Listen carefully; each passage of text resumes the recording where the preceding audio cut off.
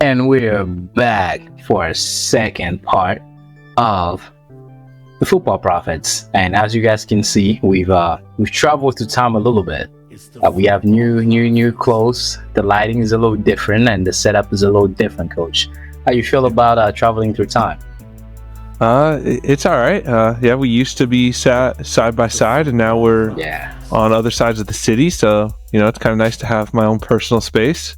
Wow. I'm sure you feel the same way. I'm sure you feel the same way. I didn't think it was about that, but all right. A little. Really, what it's about is Michelle was complaining about the drive back to our studio, aka my apartment. So now we set it up so the diva of the show can have it at his place. I get what I want, man. That's how it's always been. But all right, let's dive in. There's some news here, man, that I wasn't on board with when you first told me about. I think I wasn't doing a lot of research about everything that was going on. I was off on the deal a little bit. I didn't know the deal was this lucrative. I didn't know that Messi didn't have as many options. You think of Messi, you think of somebody somewhere who offered money. Like I thought about Italy, coming in the mix. I thought so. MLS was like my last thought, and then I just see you sending me a screenshot, and it looks like it was happening about a few days. Literally, we spoke about it Sunday, and then Monday you sent me that screenshot, and it happened. Am I mistaken, or am I off a little bit? I think we spoke about Saturday night, and it happened Monday morning. Yeah. So, you know a little bit more about the deal, and it happened. What's your level of excitement? Obviously, the undeniable, Messi is the greatest player to me that ever lived. Not the most skilled, we can get into that later, but the greatest player to me that ever lived is Messi coming to the MLS. How do you feel about that? I'm hyped. I'm absolutely hyped. I mean, for me, I don't know if he's the greatest to ever live. He's definitely the greatest of our generation. Those people that want that Messi Ronaldo debate, it's Messi for me. Even though I'm a bigger fan of Ronaldo, but it's Messi. But not the greatest to ever live.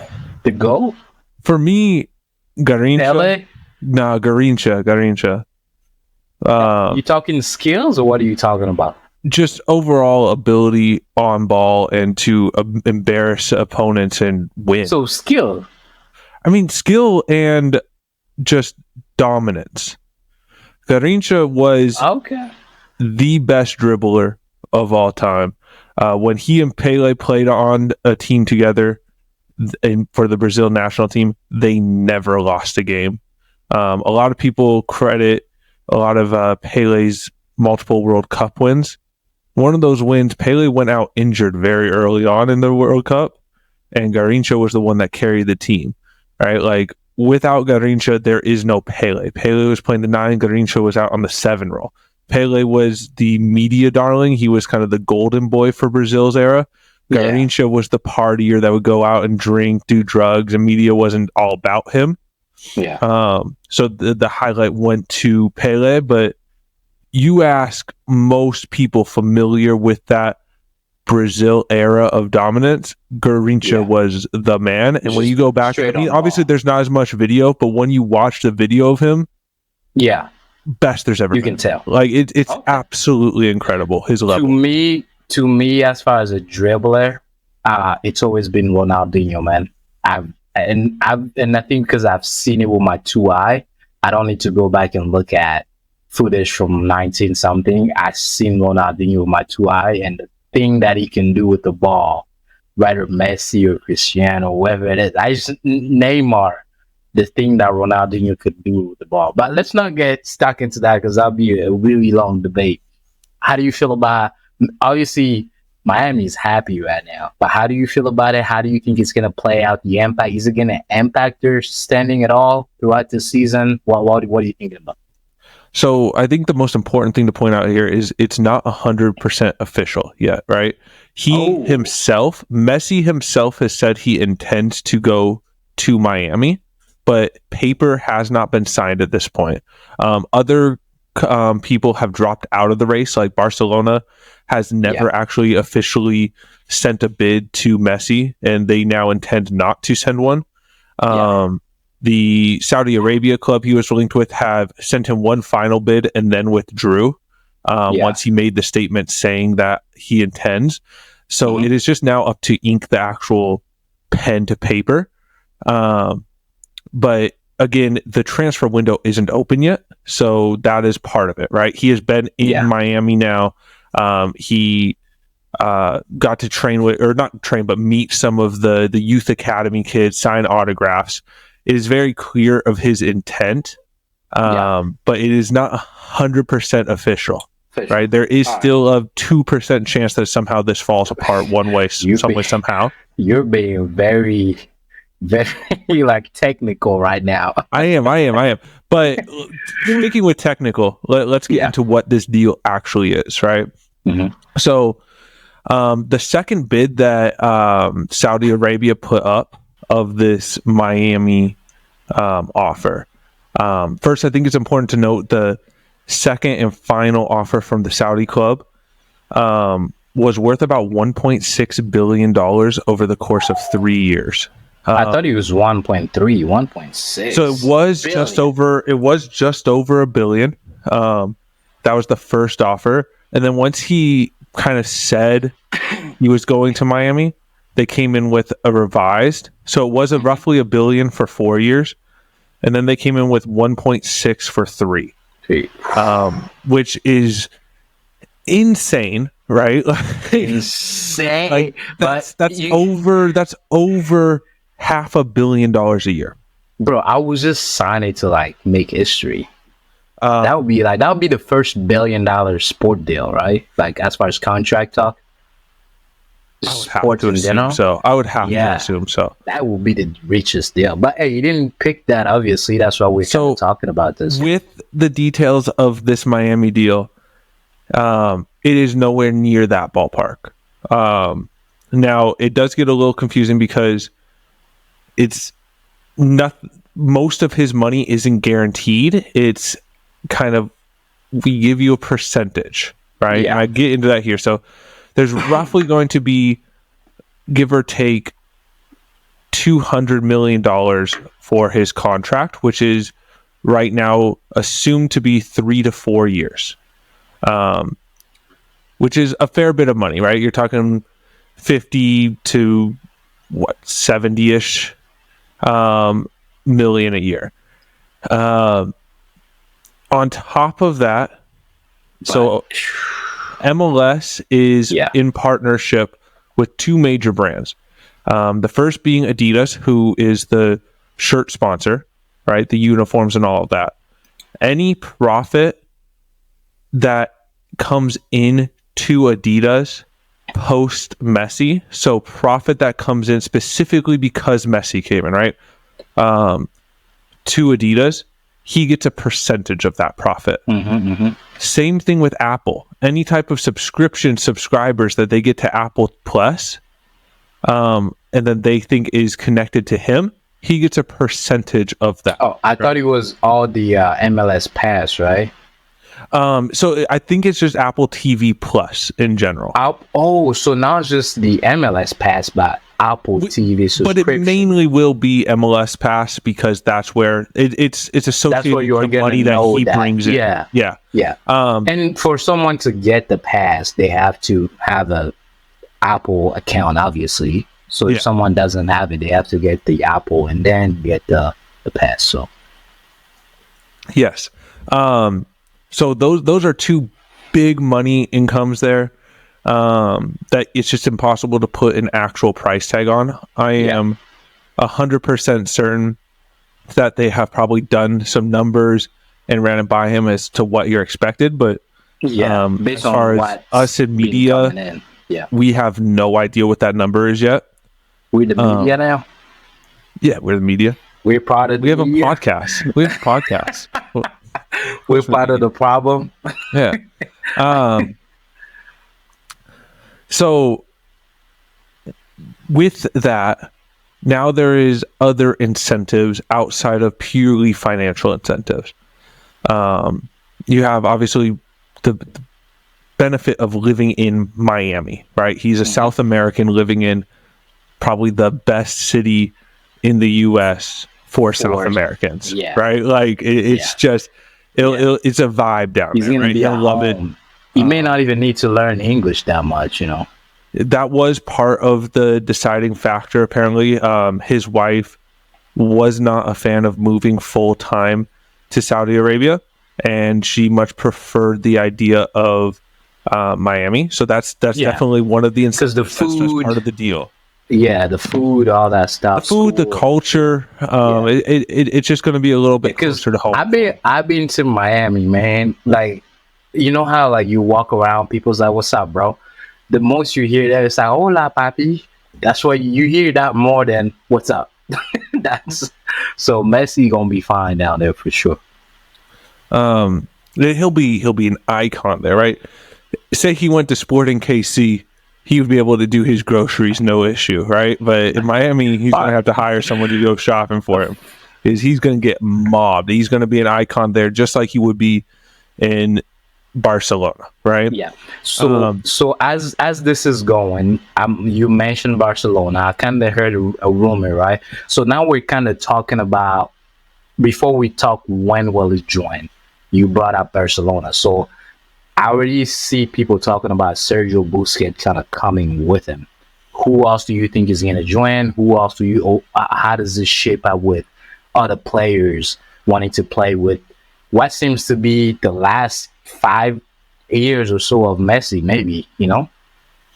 Yeah, so we're already hearing that a couple other deals are really close to happening in talks. The two most prominent names right now are Sergio Busquets and Angel Di Maria. Both former teammates. Angel Di Maria appears to be closer. Yeah, to Miami. To Miami? Yes, Di Maria appears to be closer than Busquets. So here's the important identifier here. Yeah. Messi is on a DP or will be on a DP salary, right? These other players, they'll probably be able to work the books to get them onto TAM level players, kind of like how Bale and Chiellini were when they came into LAFC.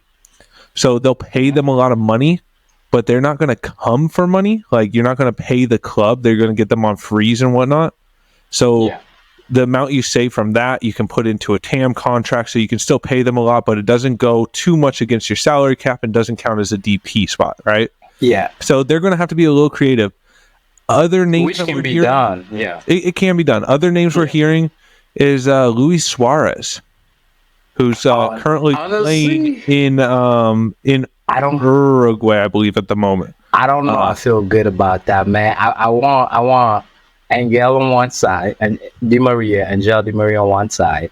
I want Joseph to have a resurgence. Yeah, I don't think they need Suarez. Honestly, I don't think. Yeah, and then you have Pizarro, and then you figure a way to work Pizarro and Messi, and then Sergio, bro. This might be the best MLS team potentially on talent. You know, if they get talent-wise, it probably will be. I'm not sure how you fit all these players into one attack and still be sound defensively, especially since that's been a problem. So I mean, you're just gonna have to buy like the best back four of all time. So it will be a challenge for the coach, but that's another part of this Messi deal here. So when we were talking about Phil Neville getting fired, and we thought it was a little harsh, right? Because what's he supposed to do without his two starting center mids? It appears that this is probably a part of the Messi deal, him leaving, because they're looking at bringing in a former coach of his from the Argentine national team, Tata Martinez, who was the head coach at Atlanta during Atlanta's glory days, and then went to Mexico, and then he quit Mexico, and now he's without a job, and it looks like he's close to that. So that's another thing they're saying. Essentially, they're saying, we'll give you deals, we'll give you a lot of money, we'll give you deals with Adidas, we'll give you deals with Apple. We'll bring in whatever players you want to bring in. We'll bring in a coach that you're kind of like the Tom Brady effect. Yeah. If you want to compare, for Americans, people watching us, Messi will be comparable to like when Tom Brady goes to a team. Everything just that moves so around. Much bigger, right? Like it's more than just saying, because it's It's more than saying just bring Gronk in, but it's like, oh, Bill Belichick, he also retired. You want me to bring Bill in? Like, like it's so much more than the Brady effect. Like it is the Brady effect, but kind of in that same family, So the other thing with this is I'm seeing this, and MLS now stands for Messi League Soccer. So what does this mean for the league? Like money-wise, tickets. I think you and I already talked about going to Cincinnati to see one of the games that Messi potentially might already be in there, and we're already thinking those tickets will be. And I also saw the news, like the local Cincinnati news, talking about Messi. I'm like, this might be like a real thing affecting MLS altogether, like all the teams. So how do you think it's going to affect it?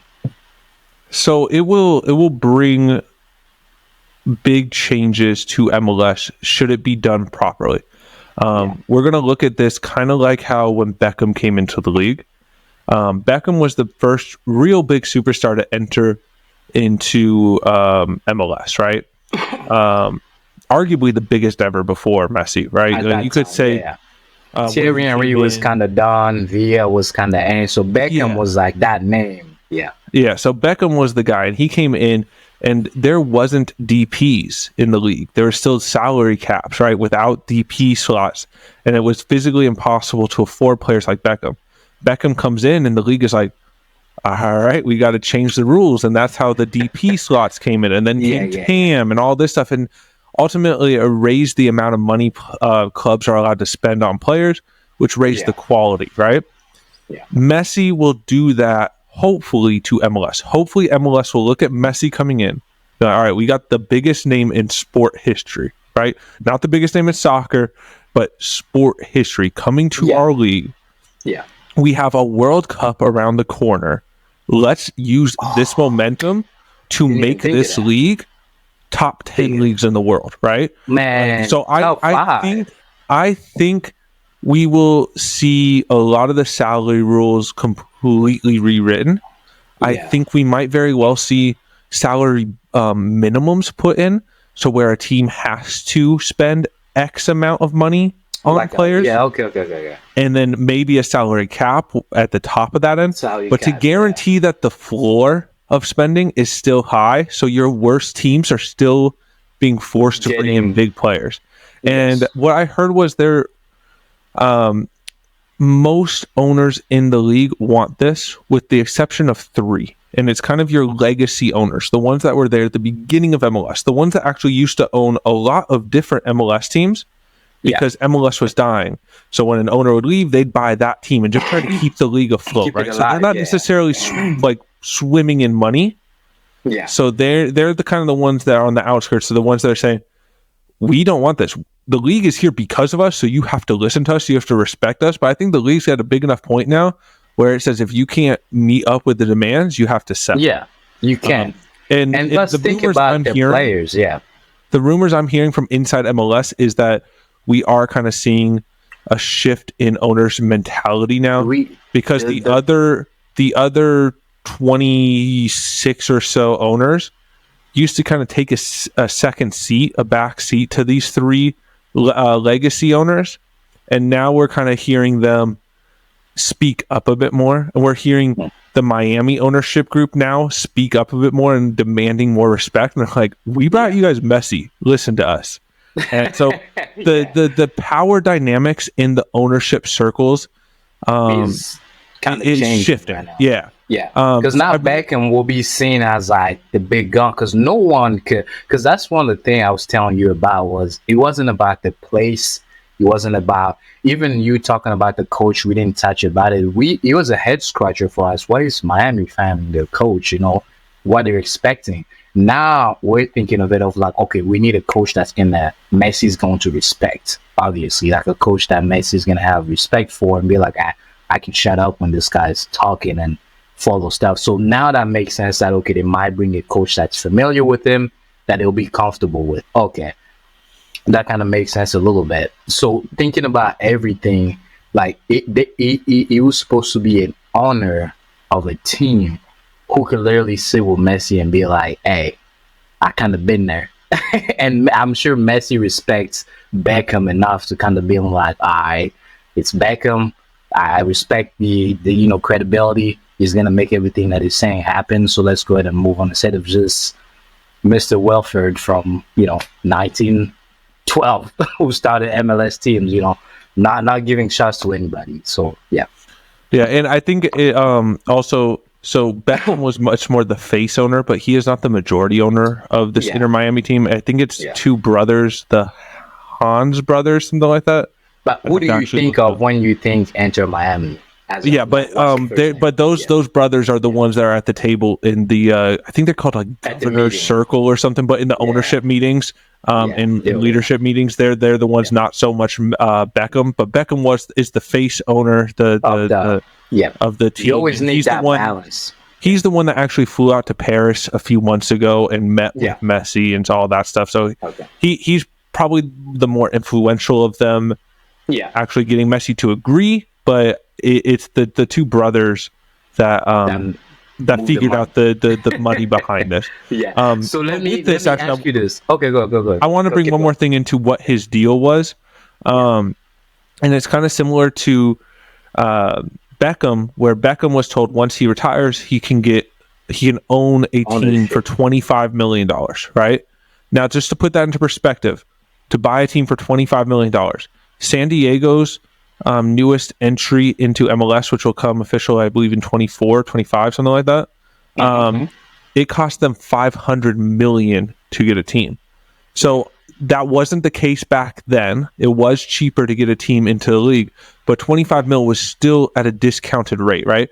So there is a chance that they have said that ownership of an MLS franchise will be an effect of his contract. So there's a chance that they might say, hey, pay us a discounted rate and we'll give you full ownership of a team. They might say, hey, you can, once you retire, get partial ownership of Inter Miami or a different team. So we don't know exactly how that deal is going to go, but there will be some level of ownership buy-in offered to him at what is assumedly either a discounted rate or a free rate. Yeah, I'm excited for the MLS just because the ownership aspect of how team is going to start offering ownership to star players is really, really amazing. Because I know one thing is that this is bigger than MLS and bigger than soccer. It's going to be like a sport changing thing. Like you're going to be seeing, like you already talked about, you're going to see basketball coming up with this even bigger in their contract, where it's just not money, it's part of teams or ability to create a team. So hopefully Messi does this right and set a precedent where we can now have player owner, where most of our teams in all sports are owned by players. I think that will up the level of sports a little bit. Just not all of them, but just certain teams. Like you want to see certain teams. Like I want to see Messi as an owner. I want to see how he's going to operate. So yes and no here. It's a little different with soccer because soccer is so global. You don't have to put in those incentives in the NBA or NFL or MLB because you are the league. You're really the only league that matters as far as influence and money is concerned. You don't have to incentivize players to do that. Just like Man City would never have had to even come close to incentivizing that for Erling Haaland. But those clubs are like, they have centuries and centuries of heritage.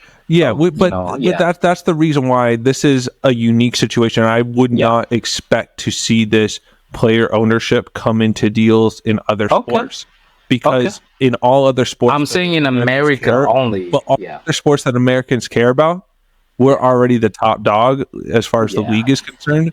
So that incentive isn't necessary, right? LeBron isn't going to leave your league to go to the Brazilian league, right? Like to go to the to own a part of it. Happening, right? You're right. Not happening. You're right. But you see already, like them get big lucrative deals with brands like Adidas and whatnot, right? Yeah. And I mean, we see that in soccer too. But there could be a bigger path forward there as far as percentage ship deals with brands, kind of like what we're seeing with Messi here. But, for sure, yeah. What I'm excited about is just I feel like the bottom dollar for the, because you and I talked about like some of these players, they make less than 6 figures, looks like, and I want to see that level, because once the money goes up a little bit, the level of competition kind of goes up. So one thing here is just throwing. Want to find out here. I know you say you were hearing about the league. Do the Football Prophets officially have a source in the MLS? Do we have a source? We do. We have a source. We need those, like, we gotta start doing interviews, man. Get those badges. Start going to games. FC we do. Cincinnati. We have a source that's not good enough to confirm things with, or to list it on its own, but it is enough to confirm. If you hear rumblings one way and I reach out, confirmation. We got a source. That's good, man. We're moving on. All right, awesome. Anything else you want to add? Now we kind of talked about. Okay, one last thing that I want us to cover is he's gonna come around July-ish, right? That's kind of what I'm hearing as well. Like July-ish, when the window. Mid-July. It looks like his first game will be against Cruz Azul in the Nations League. Yeah.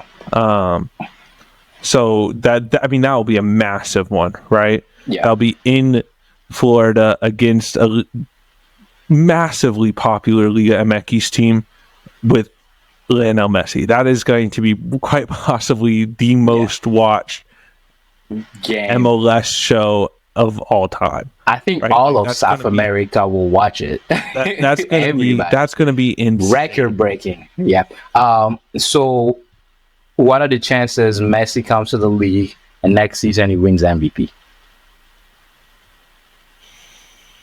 I mean, pretty high.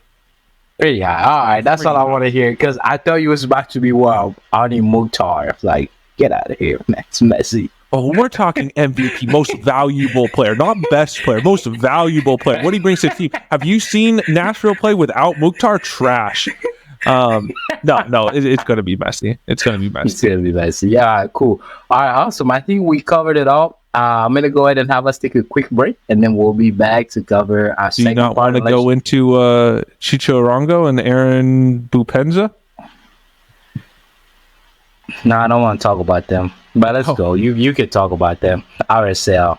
I don't want to talk about them because they beat my team in... do we need to talk about RSL? I wanted to start this segment with it. I just figured you wouldn't let me. I figured we had to start with Messi, but honestly, like in some sick way, I'm more excited about this Chicho Arango deal and him coming back to the MLS into RSL.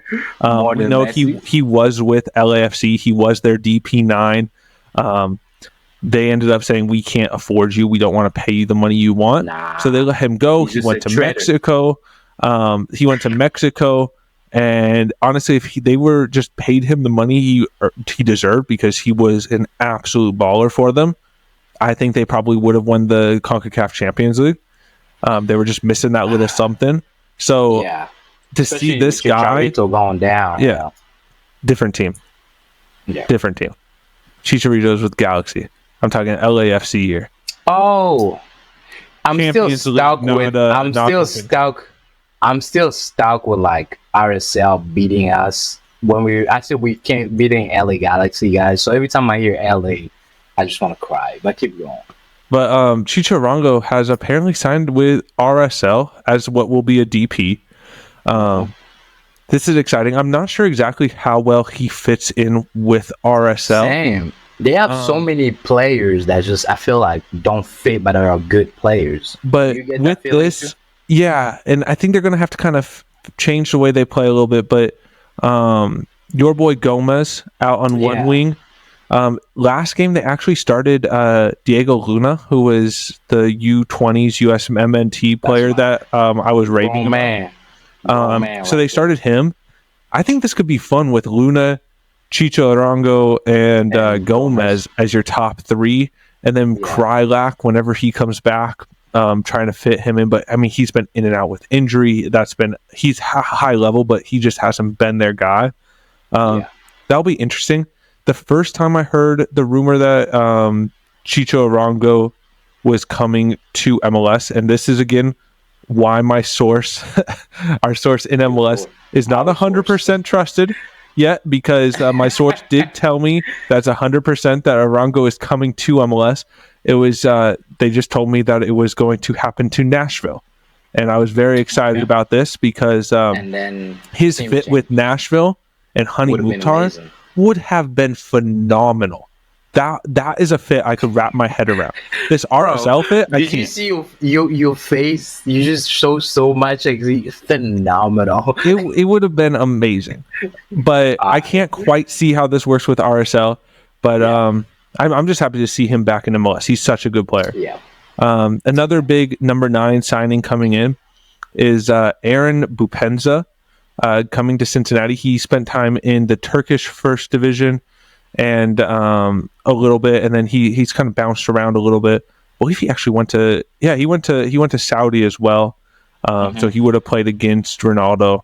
Probably beat Ronaldo's team. Probably not. Ronaldo's team was phenomenal. They were just getting mad at each other a lot, though. But so he is a high level player.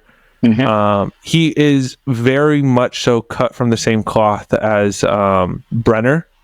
A couple years older than Brenner, will probably stick in this league forever. He'll probably be a lifer. Yeah. But his style of play is almost identical to that as Brenner's. So him and Vasquez and Acosta, I could see that being an instant fit when he comes in the summer. Again, all of these deals are going to happen mid-summer sometime, right? Like sometime in July or so once the transfer window opens. Yeah. So these are not happening yet. The Chicho one and the Boupendza one are 100% official. They've already signed the documents. It just can't go into effect and be finalized by the league, but it is legal and they are officially on the team. They just can't work until the transfer window opens. Think of the transfer window opening being as your window to sign a work visa. So they have signed agreements, they just can't actually work. Okay. All right. So one thing though, with Aaron coming to Cincinnati, the pace that they're moving at, how do you think this affects? Just a quick answer, 45 seconds. How does this look for them? Where does he help, or what does he bring to the team? I think best case scenario, this pushes them into guaranteeing a supporter shield race, and winning the supporter shield. Worst case scenario, I think they win the supporter shield.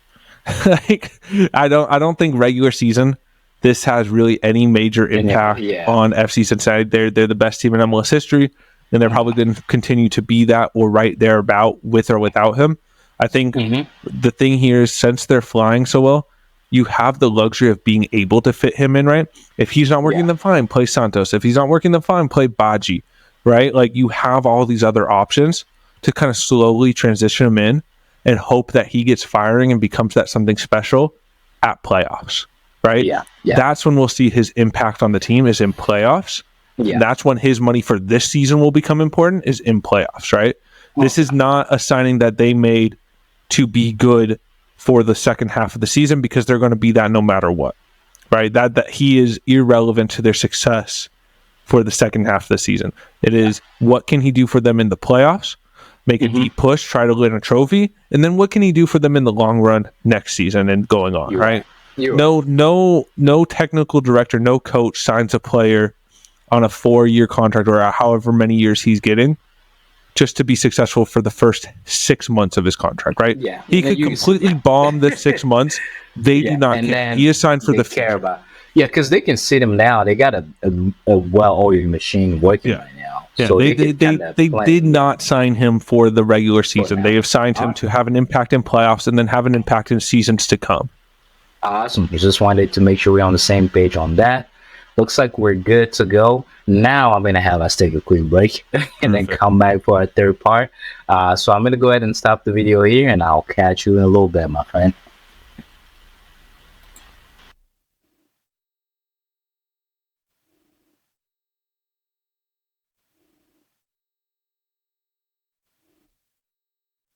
And we're back for a third part where we're going to be touching on the US Open Cup, man.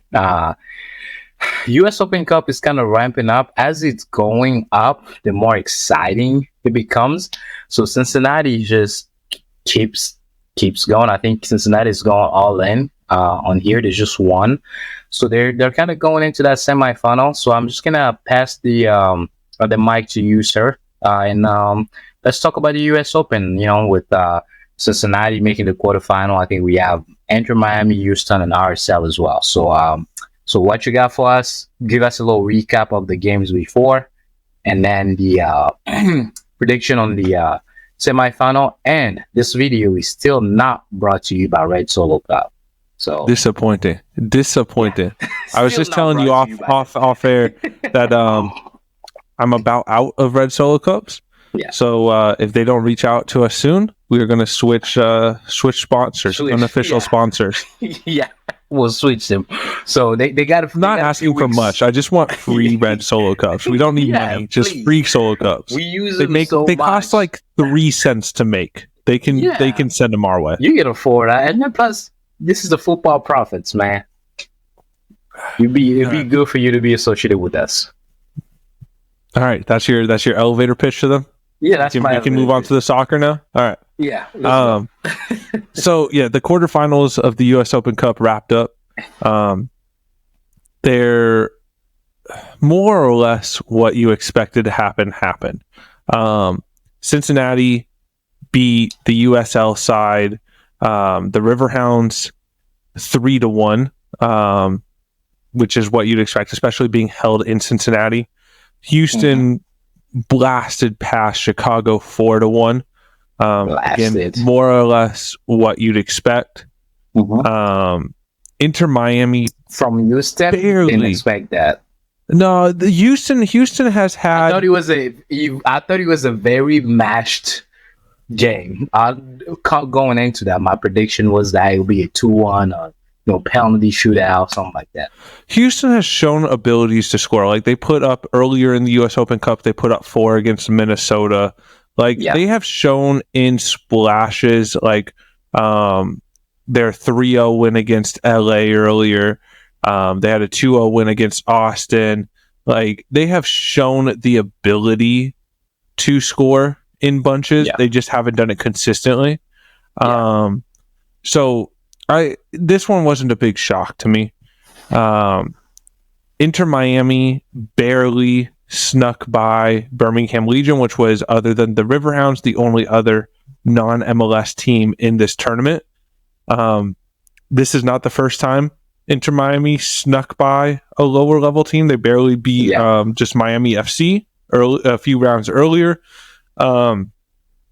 They have not looked good in this tournament at all so far. And then there was a really exciting game. Probably the best game of the quarterfinals was RSL versus LA in Sandy, Utah. So Damir Kreilach put RSL up early with 2 first half goals in the 19th and then like the 6 minutes of added time. You texted me and I was like, I'm going to bed. And then at the beginning of the second half, Jefferson Savarino put the game to bed at 3-2, right? Yeah. Then you're just thinking, all right, this is over. You can call it. And then 82nd minute, Brugman steps up for a penalty, puts it in, makes it 3-1. 2 minutes later, Douglas Costa, who has been absolutely useless as a DP for LA Galaxy, finds the back of the net. Don't talk about my DP like that. I think he has more red cards in MLS than he has goals. Absolutely useless for a goal scorer in MLS at the DP level. But he makes it. He makes it 3-2 with the Galaxy scoring 2 goals in 2 minutes, and you're like, oh, there's life here. There's hope. But ultimately, nothing hurts more than hope, because the goal, the score ended at 3-2. The goals dried out. Worst person. Nothing hurts more than hope. Nothing hurts more than hope. How do you give people advice, man? Like, someone's like, bro, I got hope. My life is in turn around. I just tell them, I say, your expectations are here. They're here. They need to be here. Like, out of Drop the them screen. down. Can't even see it. Drop them down. Which, to be fair, that's roughly where LA Galaxy is right now. They're below glad I went to sleep. I'm glad I went to sleep, because if I would have saw those 2 goals going, my hopes would have been up, and I would have just hurt my feelings. So I'm glad I went to sleep. The hope is what kills you. The hope is what kills you. It. You're right. Keep going, coach. So that sets our semifinal picture up. And actually, really interesting semifinals here. So you have Cincinnati hosting Inter Miami, and then you have Houston Dynamo hosting RSL. I know we talked on our last pod, or whenever we covered the Open Cup last, our favorites, and we were both pretty sure that it's going to be FC Cincinnati. Does Inter Miami getting Messi change things for you? For me, it doesn't. No, it doesn't. It doesn't. It's going to be his first couple games.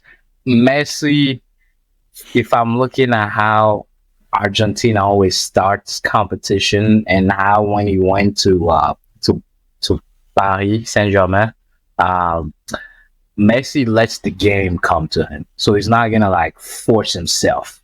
So we are going to just see Messi score 5 goals, which I think it's just going to be a game where he's going to have, if he plays, have a few minutes, they'll take him out, or he's going to come in at some point, and at that point Cincinnati's going to be up 2-1, because Miami is not as good as Cincinnati. So yeah. No, this should be one, even with Messi on the field, Messi and friends. I don't care. Yeah. Sergio Busquets. Busquets is what, 55 years old, man? I mean, yeah, it's like the Messi retirement tour. I was 6 years old, and he was. How long has he been playing, Busquets? I mean, he was an integral part of that 2011 tiki-taka Barca side. Yeah, he's been around for a long time. All right, so you don't think so? You're saying that it's not going to change things with Cincinnati. So who do you have coming out of Houston and RSL? So again, this is another interesting one, because RSL now will have Chicho Arango, not Cucho. Yeah. Cucho's in RSL. I keep wanting to put him in RSL. Okay? He's in Columbus. Are you okay? Chicho is Columbus.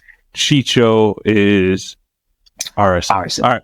Yeah. Glad you got it. I honestly think that in with them now putting Luna back into the starting lineup, and again, these semifinals aren't until towards the end of August 23rd.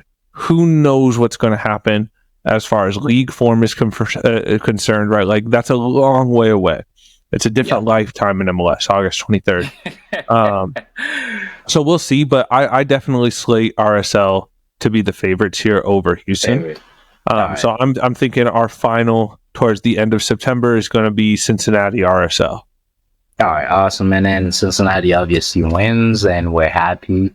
And Cincinnati get their first ever trophy. They do parades for US Cup. I would assume Cincinnati puts on a show if they win USL. At the stadium. Cincinnati practically does a parade going into every single game. Every home game, they do the march to the game. Walk from the park, the Washington Park, and they walk to Washington Park from, I think it's one of the brew pubs or something like that. They all meet up at Ryan Guys. Washington Park to the stadium. Yeah, but Washington Park is what, a 30-second walk to the stadium? Is it? Yeah, I always go to Washington Park right before I go to games. I park in Washington Park, and then I just hang out there because they always have their pregame. Yeah, it's literally right across the street. Next time you go, show me, bro. I've always, I don't know if it's just I have bad sense of direction.